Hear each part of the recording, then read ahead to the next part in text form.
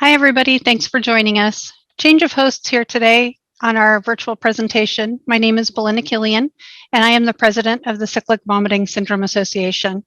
My son was diagnosed with CVS about 10 years ago. After we were able to get his CVS calmed down, I started volunteering with CVSA. I started out volunteering on the message boards, moved to hosting support calls, and eventually joined the board of directors. In 2017, I became the president of CVSA. That allows me the honor of hosting the Cyclic Vomiting Syndrome Association's November virtual expert presentation, CGRP targeting therapies. Do they have a role in treating cyclic vomiting syndrome? Before we begin, I would like to go over some quick housekeeping items. Please note that this event is being recorded and will be put on the CVSA YouTube channel. Please note that you were muted when you joined the call. Please do not unmute yourselves, as this can be a distraction for both the presenter and the attendees. There will be a question and answer session at the end of the presentation. Please submit your questions in the chat. There may not be time to get to all the questions. We ask that you keep the questions focused around the presenter's topic and/or specialty. With that, I would like to introduce our speaker today, Dr. Amy Gelfand. Dr. Gelfand is the Associate Professor of Neurology and Pediatrics at the University of California, San Francisco. She directs the Child and Adolescent Headache Program at UCSF Benioff Children's Hospitals. She's the incoming editor-in-chief of Headache, the Journal of the American Headache Society. Her research interests include examining the role of melatonin in the treatment of pediatric migraine and the relationship between infant colic and migraine. Dr. Gelfand is part of the team currently collaborating on the project that is working to update the CVS pediatric guidelines. Thank you for taking the time to join us today, Dr. Gelfand. I will turn it over to you.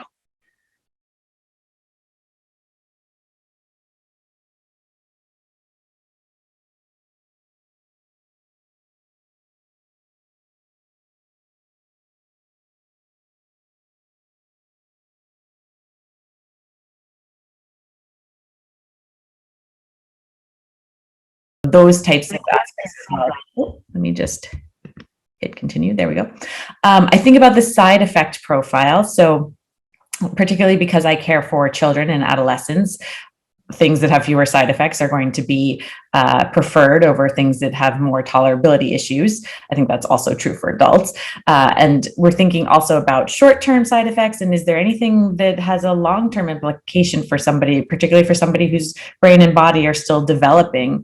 And then I think about how hard is it to give this treatment? How hard is it for the patient and perhaps their family to obtain it, administer it, store it? What are all those other sort of factors that come into play? And of course, cost. That's just unfortunately a part of the reality that we live in our healthcare system. Is insurance going to cover this? What's the burden of cost going to be to the patient and family?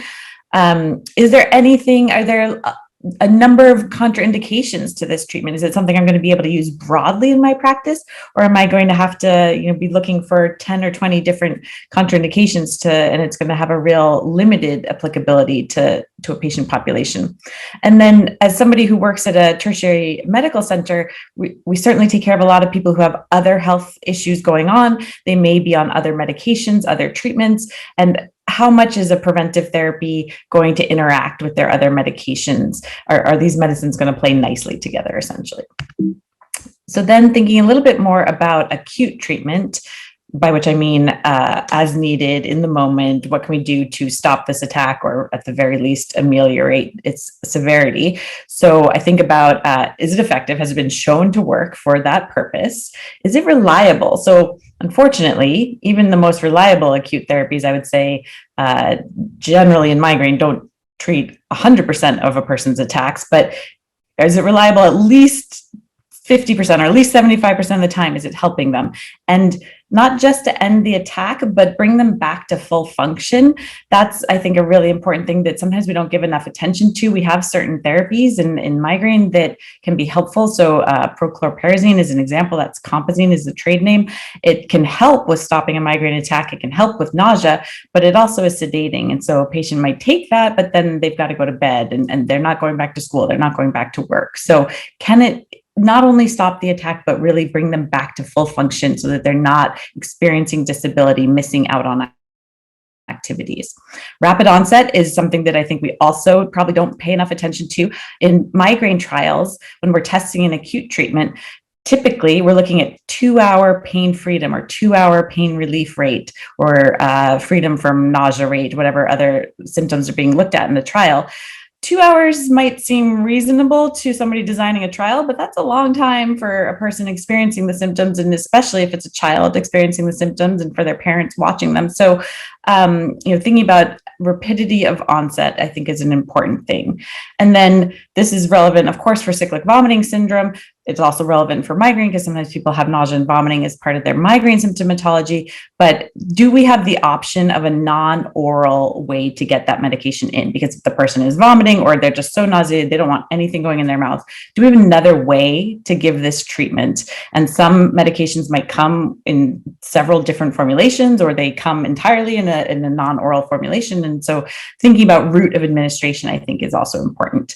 I also take care of some children who are too young to be able to swallow pills. So that's another reason to want some flexibility on route of administration, because that's a skill that usually before age 8 or 9 can be a little tricky for someone to coordinate how to swallow a pill.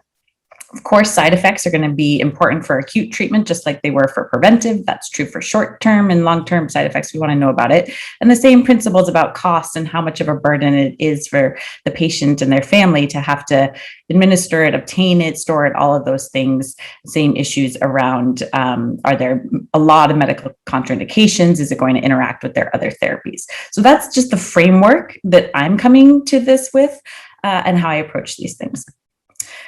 Ideally, this is what I think of as the holy grail of acute treatment, is that it will effectively treat the attack that's happening and help prevent the next attack. So if we had that treatment, that would be the golden treatment that I really would love for to be able to provide to my patients. So let's talk for a moment now about calcitonin gene-related peptide, CGRP. It's a neuropeptide, 37 amino acids, comes in 2 different forms. The alpha form is in the central and peripheral nervous system. The beta form is in the gastrointestinal system. It can be released from both neuronal tissue, neurons, as well as non-neuronal tissue, and it's involved in the pathophysiology of migraine. We're going to talk more about that, but I'll just say for now that as part of research, if we're trying to trigger a migraine attack in somebody who has migraine, you can do it fairly reliably by giving them an infusion of CGRP. So that's one of the ways, one of the threads of evidence that tells us that CGRP is involved in migraine pathophysiology. And I want to now go to this anatomy diagram that I'm showing here. This is an image of the brain. It's a sagittal view, so sort of side view like that, cross-sectionally cut here. This is the big thinking part of the brain. Cerebellum does our balance. Then we're coming down to the brain stem that does a number of autonomic functions, automatic functions, telling the heart to beat and then the lungs to breathe, those types of things. And then coming down to the spinal cord, carrying those signals from the brain down to the body. And highlighted on this image are areas of the brain that are important in migraine. I'm going to focus on the few that I think are particularly important for understanding where CGRP comes into the picture. So there's this long stretch of cells, this yellow here, called the trigeminal nucleus caudalis, or TNC for short. It starts in the brain stem, in this mid-level of the brain stem called the pons, and goes down oftentimes into the upper part of the spinal cord. And this is an important area of the brain in migraine. I think of it and I describe it to patients as it's when you're having frequent migraine or when you're in the midst, this is sort of stuck in the on position or abnormally active. So this is an important area, and it connects to nerves both at the back of the head as well as the trigeminal nerve, which the trigeminal nerve ganglion is being shown here. This is the nerve that gives innervation to our face. So sensation when we're touching our face and some of the muscles that we use to chew. The trigeminal nerve is getting information from the trigeminal nucleus caudalis. It's also sending information to the trigeminal nucleus caudalis, and then that information will go up to other areas of the brain. And the reason now to follow the trigeminal nerve is that as we're coming out here to see this blow up picture right here, here's the little nerve ending of trigeminal nerve neuron. And this is one of the key areas that CGRP is released from. So you can see these little, that look like little cysts. They have little collections of this little white circle is representing CGRP. So let's say that a migraine attack is starting, and usually it's initiated in the brain. There's some discussion about that, and there's also some discussion about where in the brain, but oftentimes the hypothalamus, this area that's involved in mood regulation, circadian rhythm regulation, appetite regulation, is also lighting up in the very early phase of migraine called the premonitory phase. And so this may be one of the areas where migraine attacks are initiating, or really the connections between the hypothalamus and some of the circuitry of the brainstem. So a migraine attack is starting. It's sending some changes in signal to the trigeminal nucleus caudalis, and then sending out signal through the trigeminal ganglion to the trigeminal nerve, and CGRP is being released. And now we've got migraine going on. Interestingly, on these trigeminal nerve endings, there are certain receptors called 5-HT1B or 1D receptors. These are serotonin type receptors. And these are where triptan medicines bind. So if you've heard about a medicine like sumatriptan or any of the other triptan medicines, these are used for acute treatment of migraine. This is where they're binding. And if a migraine attack is successfully treated by sumatriptan, that's associated with CGRP levels coming back down from elevated to normal. And so perhaps when you have a triptan binding here, it's helping to suppress further release of CGRP. Okay. So now thinking a little bit more about the role of CGRP in the pathophysiology of migraine. How do we know that this is important? And I'm showing pediatric data here because that's my population, but this is also shown and really better and first shown in adults. But you can measure CGRP in a number of different body fluids. You can measure it in blood, you can measure it in saliva, you can measure it in breast milk. I mean, you can measure it in quite a number of different places. But here I'm showing blood levels of CGRP in children who have migraine versus children who have non-migraine headache. And we're showing how those levels differ when they're in the midst of a migraine attack, higher, versus not in an attack. So the two things to see here are that, generally speaking, somebody who has migraine has higher blood levels of CGRP than somebody who doesn't have migraine. That's true outside of an attack as well as during an attack. And then when you enter an attack, the CGRP level is higher than it is when not in the midst of an attack. This is looking at the same type things in a different population of children, but again, healthy controls, they're going to have lower CGRP levels than people with migraine during an attack compared to people with migraine not during an attack. So let's talk a little bit more about CGRP. Like, why is it there? It's not there just to cause migraine. What else is it doing in the body? And one of its important roles is in vasodilation, so expanding blood vessels and helping them to get larger. So that's an important role that CGRP plays in the body. Then it is a broadly expressed peptide. So it's expressed in a lot of systems of the body. And that's important, I think, when we're thinking about blocking CGRP signaling, particularly in young people, but it may have a role to play in helping the nervous system recover after injury. It helps with in pregnancy, keeping the uterus and the placenta functioning well. It has a role to play, at least in animals, in bone development and bone mass accrual, not necessarily in people, but at least in animals.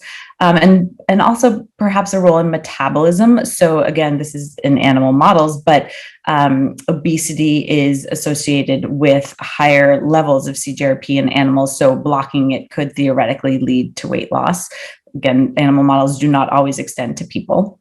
And then part of the pituitary gland, the gland in the brain involved in hormone production and hormone regulation, it's outside of the blood-brain barrier, meaning that it's able to experience what's present in the blood flow, and it expresses CGRP, and that's a part of the brain that's involved in producing growth hormone. So theoretically, could it have a role in growth? I don't think we really know that.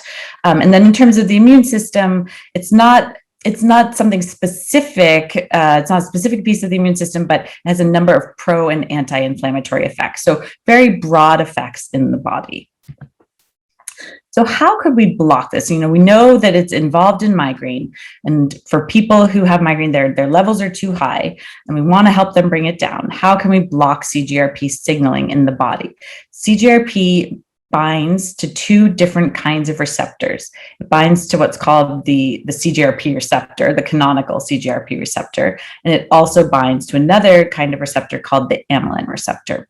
So ways that we could block it, and nothing here is showing blocking the amylin receptor, because to the best of my knowledge, there's no treatment yet that blocks the amylin receptor, but ways that we could block it are as follows. So this is natural state. We've got CGRP, the little green triangles floating out in the bloodstream, and the CGRP receptor, the canonical CGRP receptor, this is what it looks like. So usually CGRP is present, it binds to its receptor, it signals. How can we block that? We could introduce an antibody, the Y-shaped molecule here, that soaks up the CGRP in the bloodstream. And that's going to give us pretty comprehensive blockade of CGRP. If you've got enough antibody, you could soak up most or all of the CGRP, and then it doesn't matter if you're blocking one receptor or both, you're taking out the substrate. So that's one potential strategy is binding up all of the CGRP. Or we could bind to the CGRP receptor. And we do have treatments, and we'll talk about these in a second, that bind to the CGRP receptor, block it. So now CGRP can't bind here. It could still go on to bind at that other receptor, the amylin receptor. So I think of things that target the CGRP receptor as a narrower way of blocking the CGRP pathway, which, at least on first principles, I think for young people, I favor, because we're at least allowing some CGRP signaling in the body to continue. We're doing the narrowest amount of blocking that we can to try to get a beneficial effect for migraine. Here's another way of looking at this, because sometimes I find different images are helpful. So we've got CGRP up here, coming out of the nerve terminal, coming out into the system. The Y-shaped antibody here, we could have one that binds to CGRP itself, soaks that up, or here we go with the CGRP receptor. We could have something that blocks the receptor and prevents the CGRP from signaling. The other way that we could do this, these are antibodies, these are going to be long-lasting treatments in the body. We could have something that's a shorter lasting, a pill-based therapy, and we're going to talk about these, the Gepants, this class of medications. Here's an example of one called Gepant that's actually not on the market, but gives us the principle that this is going to be another way to short-term block the CGRP receptor. So you can see here, this is a trigeminal neuron giving off the CGRP. It would be trying to get to the CGRP receptor, but this Gepant has stepped in and now blocked the CGRP receptor, so it can't bind there. We have now 4 different kinds of monoclonal antibodies to CGRP or its receptor for treatment of migraine. The first one to come out is called arenimab, and this commentary here about whether it's fully human or humanized has to do with how much of using antibody components from animals versus entirely human are present in them. But arenimab was the first one to come out. It's targeting that receptor, so it's the narrower targeting. It's been out now for a little over 3 years. You can give it either 70 milligrams or 140 milligrams. It's in an auto injector. So imagine something like an EpiPen. It has to be stored in the fridge. So you pick it up at the pharmacy, you store it in the fridge until you're ready to give it, take it out, let it come up to room temperature. You can give it in the thigh, the abdomen, the back of the arm, clean the area with an alcohol swab, and then give it from the auto injector. And we talk about half-lives, meaning how long it takes for half of a treatment to break down in the body. And these are antibodies. You think about antibodies in the context of your body's immune system. They last for a long time because they're meant to do that. They're meant to stick around and be available as needed when they're part of the immune system. This is not part of the immune system, but it's the same principle. So you only have to do it once a month, which has a potential sort of ease of use thing for some people who find taking a medication every day challenging. Then there's fremanezumab, and these last three all target CGRP itself rather than the receptor. Came out later in 2018. This one was studied in two ways, either 225 milligrams, again, in an auto-injector monthly, or really actually every 28 days, or you can do a higher dose quarterly, so every 3 months. Unfortunately, it only comes in the 225 milligram dose. You'd have to do 3 shots on that same day, but you do that every 3 months. So if somebody travels, if they're going to summer camp for summer, or they're going to be abroad for several months, that might be a way to give them a treatment that will then last them for several months at a time. Galcanezumab also targets CGRP itself, came out that same time, available in 2 different doses in an auto-injector. And the last one to come out February of last year is actually an intravenous form. So these first 3 were all auto injectors that you do at home. This one would be one where a patient has to come into an infusion center, and 2 different doses were studied. It's given through the IV over, say, 30 to 60 minutes, and you do it quarterly every 3 months. So these are the 4 CGRP pathway monoclonal antibodies that are now out on the market for treatment of migraine, for migraine prevention, decreasing migraine frequency. They're all what we call IgG, that subtype of immune or antibody type, and they're cleared.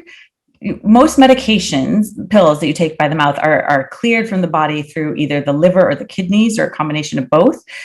Antibodies are cleared totally separately from that. They're processed, and this is again true of ones that are part of our immune system. In the lining of our blood vessels, we have these endothelial cells that some antibody goes into. Most of it gets spit back out into the blood system because we want them around for a long time. A small proportion gets broken down over time. So that's the way that these treatments are cleared, which means that they're really not going to have any med interactions with other medications that a person might be on. So that's a potential advantage to these treatments. So what do we know about these from, at least in adults, through research here? They have level A evidence, meaning that there are at least 2 randomized placebo-controlled trials showing efficacy for migraine in adults. And that's true whether they have frequent migraine, which we call chronic migraine, where headache is affecting at least 15 days per month and has been doing so for at least the last 3 months, as well as for episodic migraine, meaning less frequent migraine. They seem to be overall generally well tolerated. The most common side effects, injection site reactions, so redness, soreness at the site, usually mild, usually pretty transient. Constipation, I think, is the most troublesome side effect and most common, at least in my clinical practice. CGRP, that beta isoform, is involved in the gastrointestinal system, and these antibodies do block it well. And so constipation can arise from these treatments. It's not targeting anything in the immune system. So it's not like monoclonal antibodies that are used to treat autoimmune diseases, for example. So it's not going to be immunosuppressive or make somebody more likely to have infections or be more susceptible to infections. In rare cases in adults, there are some cases of new or worsened hypertension, high blood pressure, specifically with arenumab, though I would think that this could happen with any of them.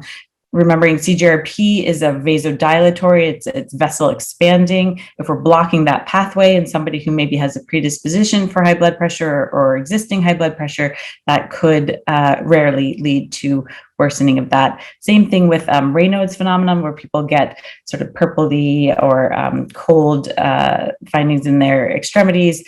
That has also been reported to sometimes arise or worsen with these therapies. And then I would say that just from a strictly practical standpoint, because they are new, they are more expensive, and getting them covered by insurance can be challenging, and they are difficult to pay for out of pocket.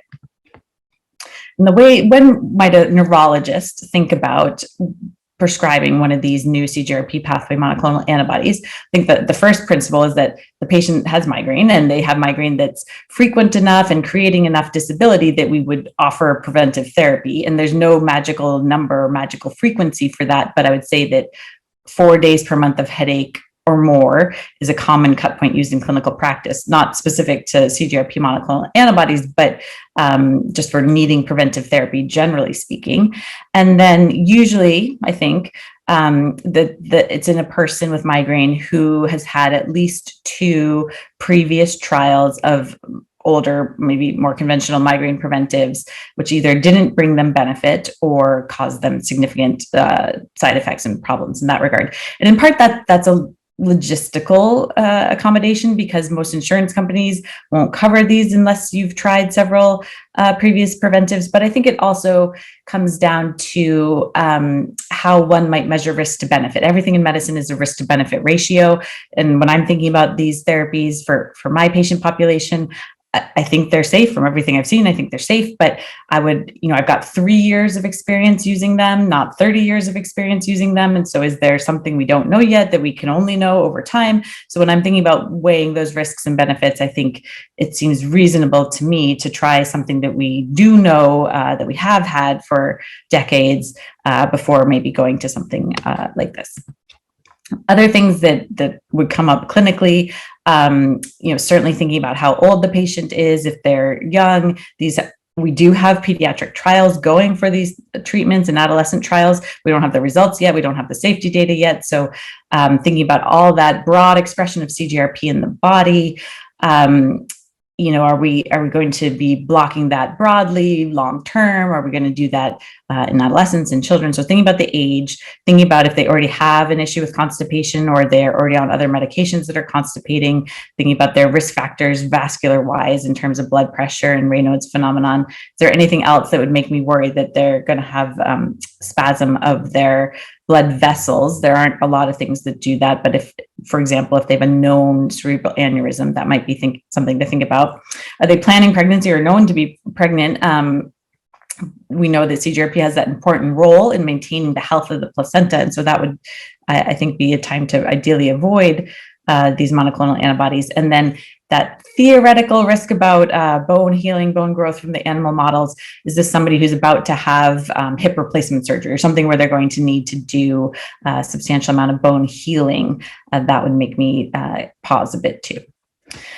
So moving now to the other class of CGRP pathway therapies called the Gepants. These are the treatments that block the CGRP receptor. These are small molecules that you use either as needed or as a preventive. We'll talk about that. There's currently 2 of them out on the market in the US, Gepant and Gepant. A third has been approved by the FDA, atogepant, for migraine prevention in adults, and will be available probably any day now, if not already.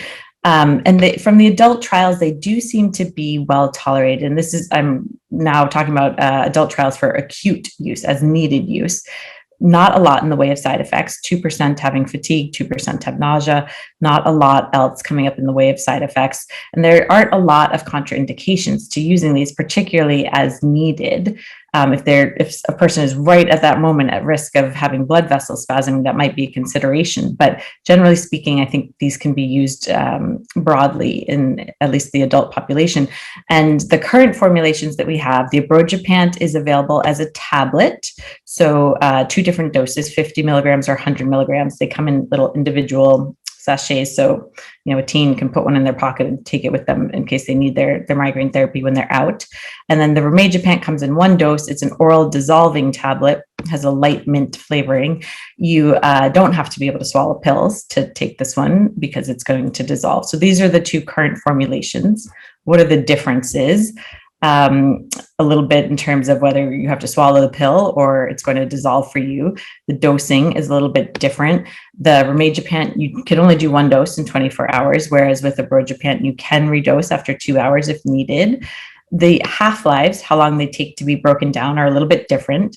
The rimegepant has a longer half-life, and that we'll come back to that because it's also been studied as a preventive therapy. And I think that longer half-life is part of why it's useful as a preventive therapy, because it's sticking around in the body. I usually think that it takes 5 half-lives for a medication to clear from somebody's body. So with 11 hours, that's going to be about 55 hours, give or take, to clear that medication. And so when rimegepant was studied also as a preventive, it was given actually every other day, so every 48 hours. And so you can see how that could work.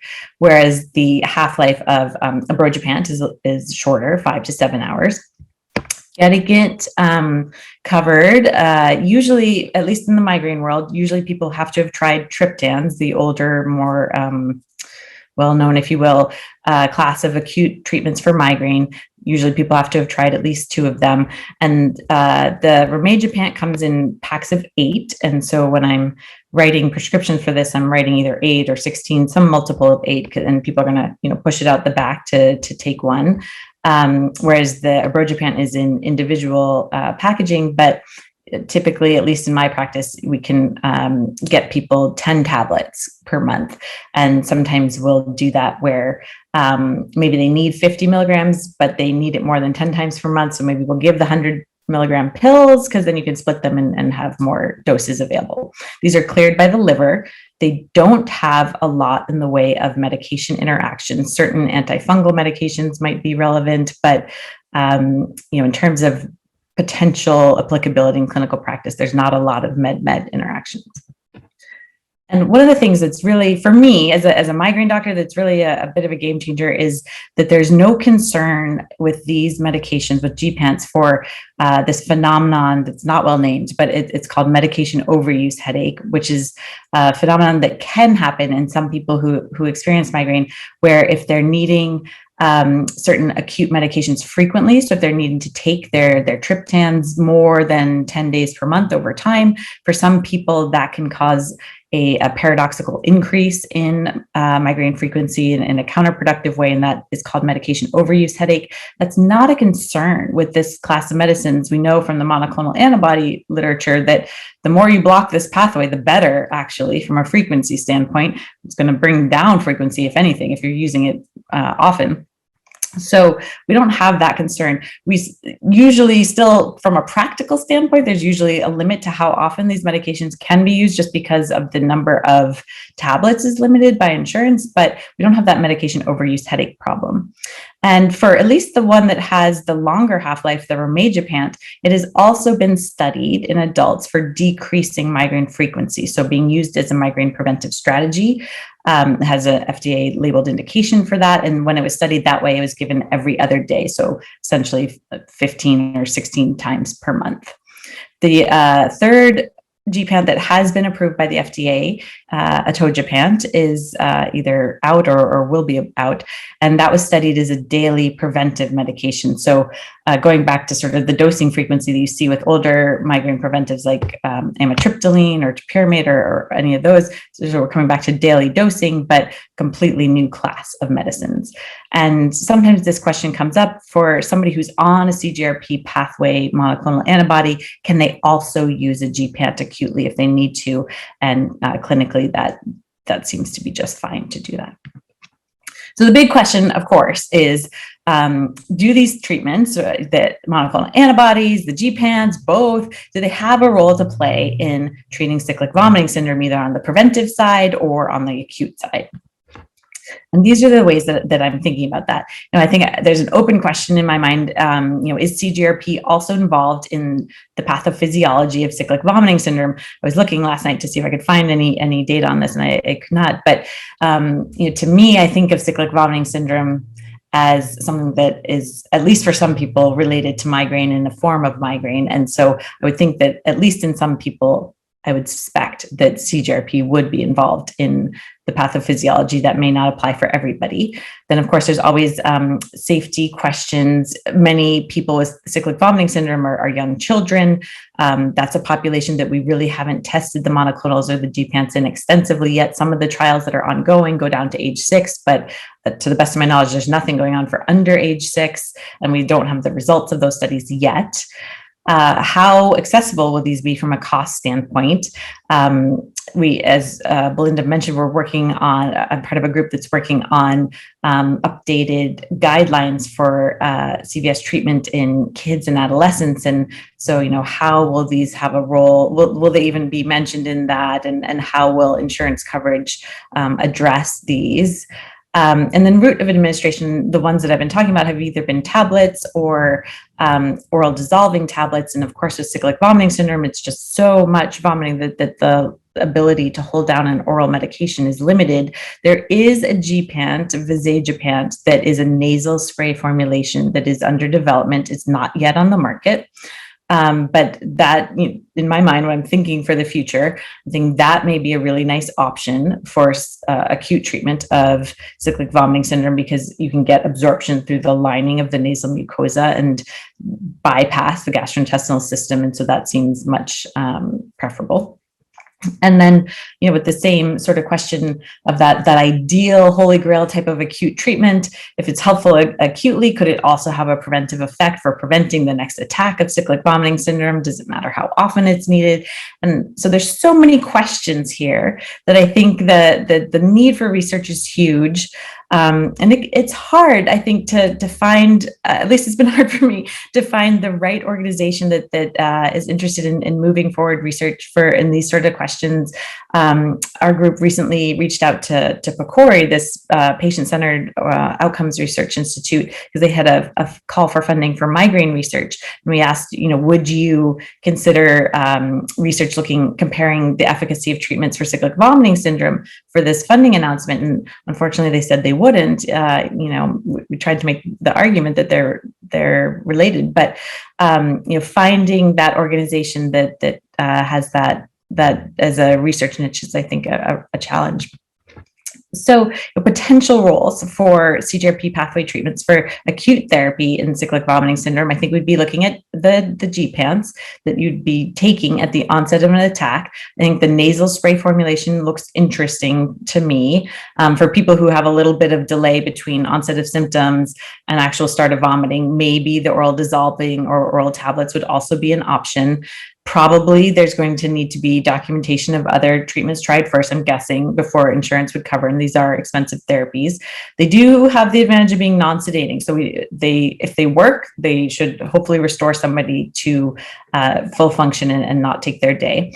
And if somebody's having frequent attacks and they need frequent acute therapy, maybe this pathway could also have a preventive effect. And then thinking about preventive therapy, this is somewhere where we could use either the monoclonal antibodies or the Gepants. I haven't seen any data on this. I was thinking about this a bit last night. Is because of the constipating side effect of cyclic vomiting syndrome, is that a issue that's present in people with cyclic vomiting syndrome at a higher rate than the general population? If so, that may make it trickier to use some of the monoclonal antibodies. I think there'll be the same sort of cost issues for young patients where CGRP may have other roles in their body. I feel a little more hesitant about using the long-acting treatments, the monoclonal antibodies, as preventives. Even in my migraine practice, I think most of the time I'm giving these treatments, the monoclonal antibodies, to people who are 15, 16, 17, sometimes younger adolescents, but I haven't personally given it to someone who's a child. And then they're also, the monoclonal antibodies are by injection. So they involve needles, either in the auto injector or the infusion. And so that's another reason why I think that a Gepant route of administration might be preferable for the younger population. I wanted to just spend a couple minutes talking about our research and looking at use of CGRP pathway monoclonals in adolescents with refractory headache disorders, because so far they are only labeled for use in adults, but we're using them off-label, as is very common in our pediatric headache program. And we put together a chart review study of what we've experienced, along with Children's Hospital of Philadelphia, Dr. Christina Spurka, and Children's in Colorado, Dr. Marcy Yonker. And so got 100 odd, mostly adolescents with from these 3 US pediatric headache centers, mostly adolescents, as I was saying, older adolescents, mostly female, which is a reflection of the epidemiology of migraine. Most of them have chronic migraine. Some of them have other headache disorders, new daily persistent headache or persistent post-traumatic headache. And the majority of them had continuous headache at the time that we gave them their first prescription for these. And they had tried a number of therapies beforehand. This is not somebody who's new to migraine therapy, on average 9 or 10. PEDMIDAS is an instrument used for measuring headache-related disability, and they had high degree of disability from migraine, and their migraine frequency in terms of days per month was on average 27, but the median, because so many had continuous, is 30 out of 30. And we followed them up at the rate that is done in clinical practice. And so on average, about 3 months for their first follow-up visit, about 5 months for their second follow-up visit. And their headache frequency had come down at least a little bit. It may not feel like a lot to see 2 days coming down, but in somebody who has continuous headache at baseline and has tried 9 preventives, that to me, that's some movement. And just more globally assessing how they perceived it, about 70% perceived these treatments to be beneficial. About a quarter thought there was no benefit, and about 5% felt that they were worse. Side effects, very important to look at. Injection site reactions, redness, soreness at the site. That was the most common thing to come up. Constipation in about 8%. A little bit of people feeling like fatigued, a little washed out feeling. But not very many discontinuing the therapy due to side effects. So about 5% thought that the side effect was significant enough to discontinue their therapy. So putting it all together, and then I'd be thrilled to take questions. Calcitonin gene-related peptide is clearly known to be involved in the pathophysiology of migraine. We now have treatments that target the CGRP pathway, and they have been used and studied for both acute treatment of migraine and preventive treatment of migraine. And I think we've got this question now of whether CGRP is also involved in cyclic vomiting syndrome, at least for some individuals who may be ones who have more of a family history or personal history of migraine, and whether targeting this pathway would also be useful for people who have cyclic vomiting syndrome. And as we're thinking about that, and the group of people who have CVS, for the younger set, will there be any developmental effects to blocking CGRP signaling in younger children? And from that standpoint, I would think more about blocking it in an intermittent fashion with as needed use of Gepants versus blocking it in a longer term fashion using monoclonal antibodies. Thank you so much for your attention and for having me. My email is there again at the bottom, and I'm happy to take any questions. Wonderful. Thank you so much, Amy. You will absolutely get inundated with emails, so I don't regret posting that. Especially with it going on the YouTube channel. So let me know if you want to adjust that. But thank you very much. Okay. This is, it's been super informational, and I personally appreciate it, being able to take care of that. We do have several questions. First one, in your research, do you focus on a type of migraines? Specifically for this person, some of their children have abdominal migraines, some have vestibular migraines, some have head migraines. So they want to understand what type of migraines it looks like the CGRPs focus on. Yeah, so in the CGRP research, to date, it has all been for head migraine headache. I think that hopefully there will be research done in the future for people who have abdominal migraine. And in clinical practice, in my clinical practice, certainly we take care of people who have abdominal migraine, cyclic vomiting syndrome, vestibular migraine, everything that you just mentioned. So that's certainly part of our clinical care group. I'm trying to think if I've used monoclonal antibodies for anyone with abdominal migraine. Don't, off the top of my head, I can't think of somebody. That doesn't mean it hasn't happened, but we do take care of people who have those, and use other migraine related therapies for sure. Perfect. I had another person that asked if you were saying that migraines, either head or abdominal, can be the main cause of CVS.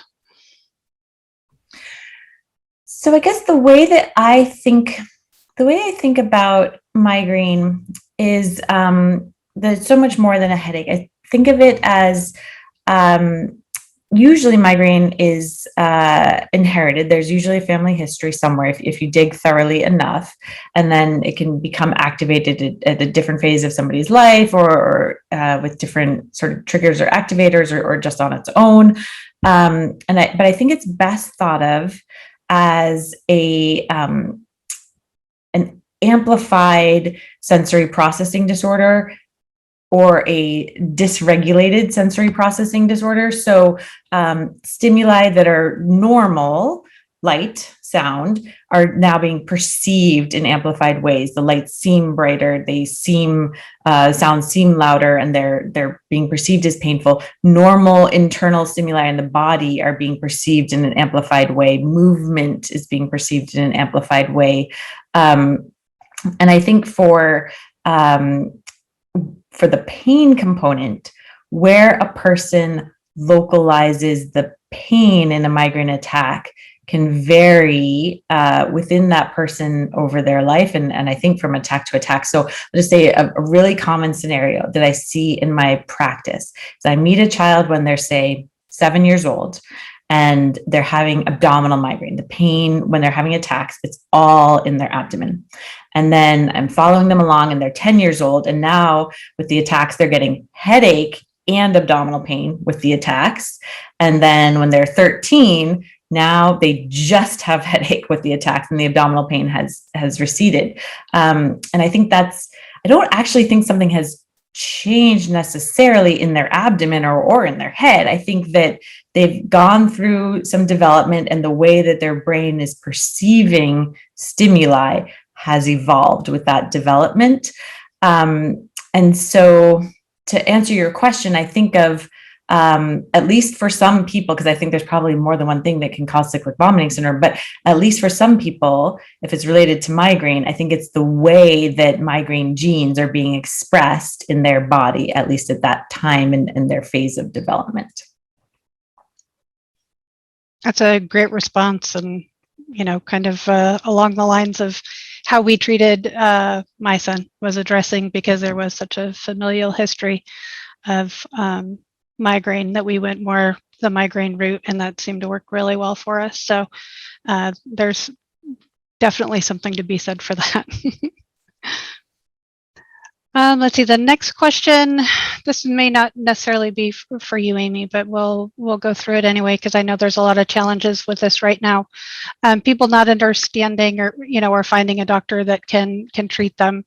So concerns for long-term effects, stuff like that.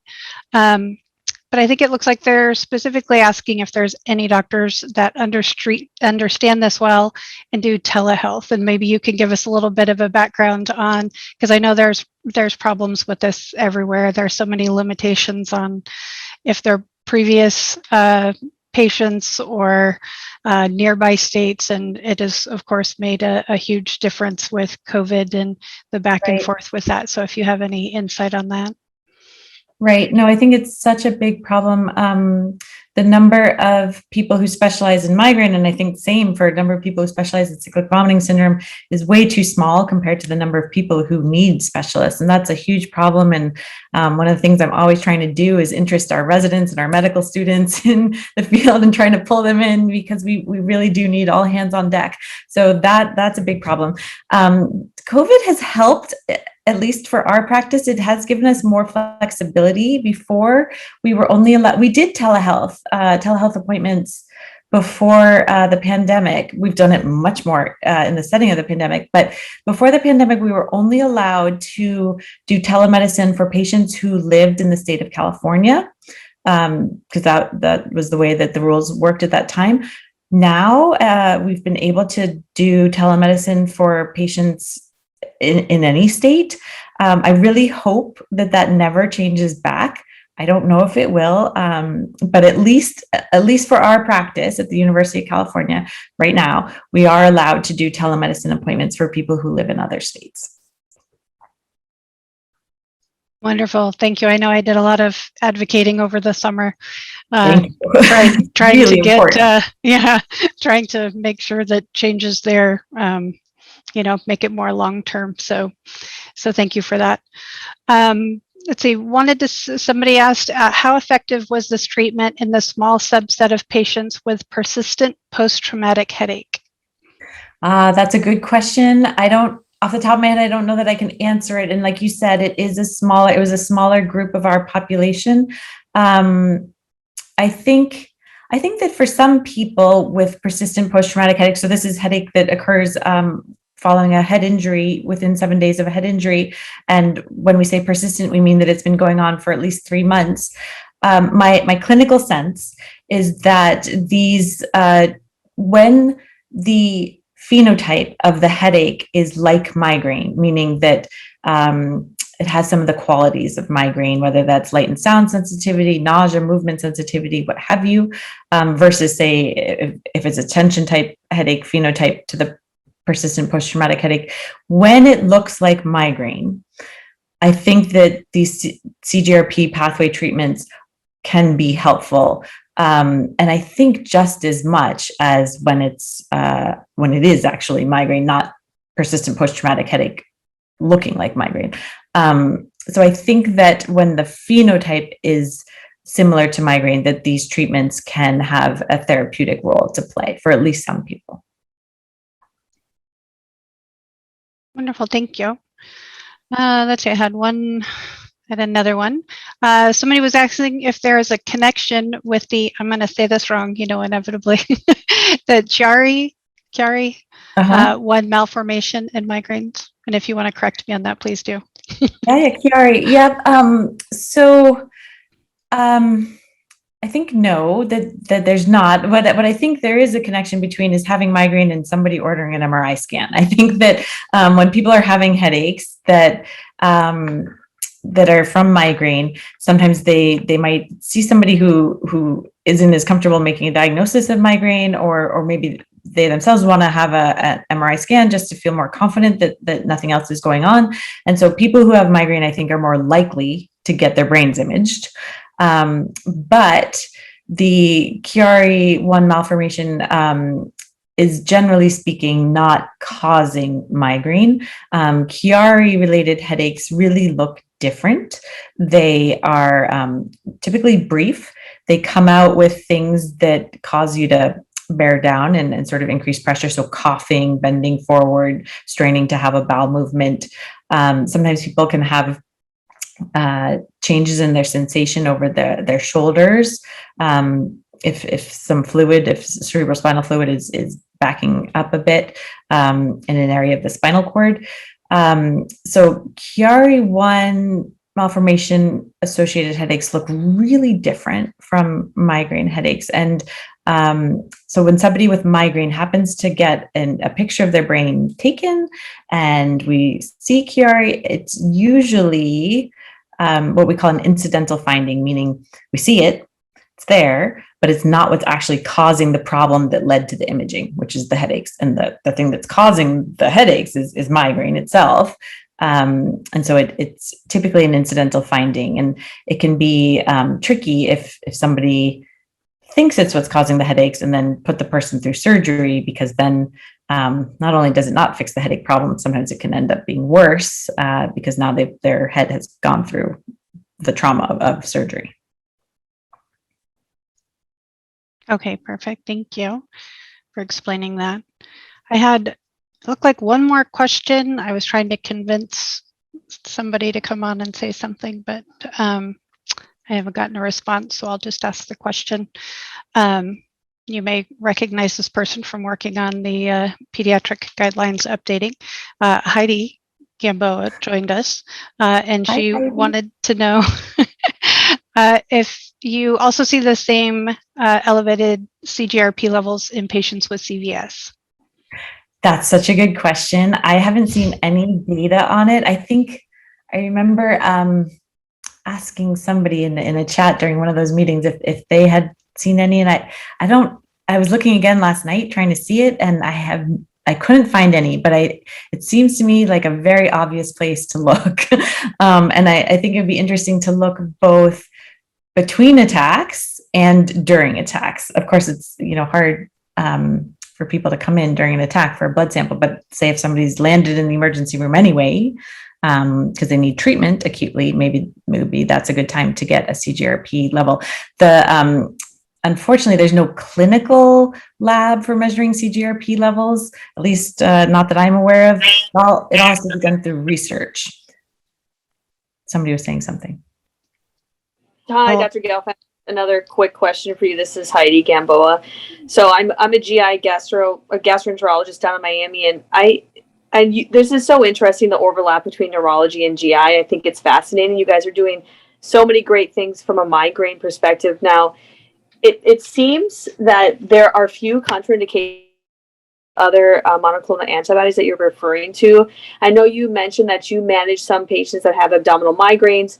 I'm curious if, because they seem to have a very safe profile, safe adverse events profile, etc., that if we could potentially utilize those as well for our kids that we see in GI with CVS and abdominal migraines that are refractory to other types of medications. Yeah, I think that's a really good question. I think that it's something we should definitely look at. My main hesitation with the monoclonal antibodies is if we're talking about younger kids, under 10 or 10, 11, 12, could there be any issues with growth, bone mass, any of those sort of things that long-term blockade from a monoclonal antibody might have an impact on? For older adolescents and for adults, I think that's probably the place to start in looking at this for cyclic vomiting syndrome treatment. That's certainly where it's the research in migraine has been. The CGRP monoclonal antibodies and the Gepants have been exclusively to date studied in adults, and then we've extrapolated that and used them in our adolescents. We don't have yet a lot of experience using them in children, although studies are underway. But for older adolescents and for adults with cyclic vomiting syndrome, I think that'd be the perfect population to start with if their condition has been refractory to other treatments. I think it would be really reasonable to consider these sort of things. I think at least right now, I'd want to see more time play out probably before I'd start thinking about it in younger ones. Although I would think about Gepants, so acute treatment, because I think if we're just blocking CGRP signaling for 20 hours or something like that, I don't think it's going to have any kind of long-term effect. But more for the monoclonal antibodies where we're blocking for in a sustained fashion, that's where right now I haven't yet felt comfortable making that leap to the younger kids. But with more research, more time, maybe that will also evolve.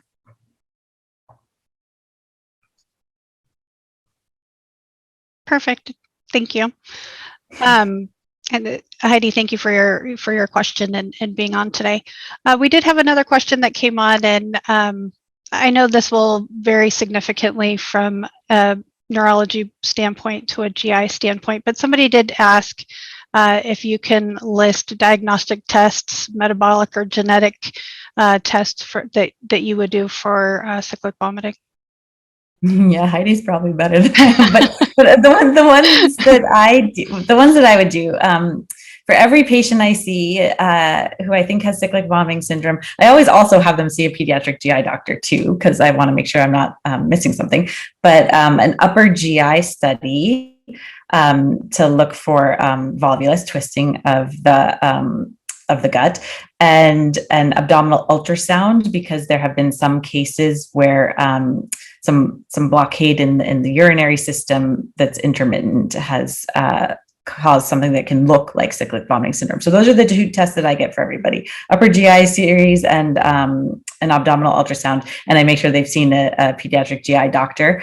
If, in terms of, you mentioned inborn errors of metabolism, metabolic testing, if there's anything going on that I would call a red flag, meaning makes me think that there's something else going on. So issues with developmental delay or developmental regression, things that are brought out specifically from a certain class of food, though that, specifically from protein or specifically from fat, though, somebody might have a food trigger for their attacks, but it might also make me just think, is there something going on? Do they have a disorder of fatty acid oxidation, for example?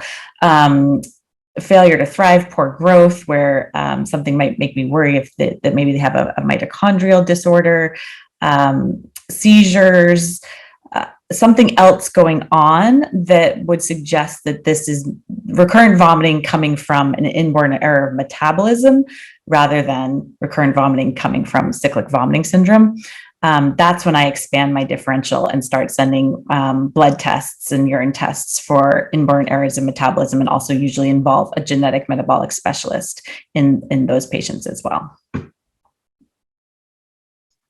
Perfect. Thank you. And that kind of looks like all the questions that we have today. So Amy, I really appreciate you coming on and talking to us about this today. Thank you, everybody, for joining us. Thank you so much for having me. It was a real pleasure to be here. Thank you.